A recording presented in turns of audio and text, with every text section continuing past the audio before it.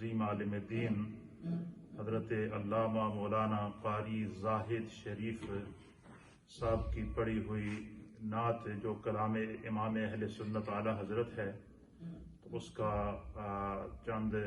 اشعار سماعت فرمائیں، اور پھر انشاءاللہ آج کا جو خصوصی ٹاپک ہے ہمارا احکام زکوٰۃ کے متعلق اور فرائض اور صدقات کے متعلق، اس پر گفتگو کی جائے گی۔ قبل اس کے کہ میں اپنی گفتگو کا آغاز کروں، حصول برکت کے لیے اپنے ناظرین کی خدمت میں امام اہل سنت کا نعتیہ کلام قاری زاہد شریف صاحب کا پڑھا ہوا آئیے آپ کو سماعت کراتے ہیں۔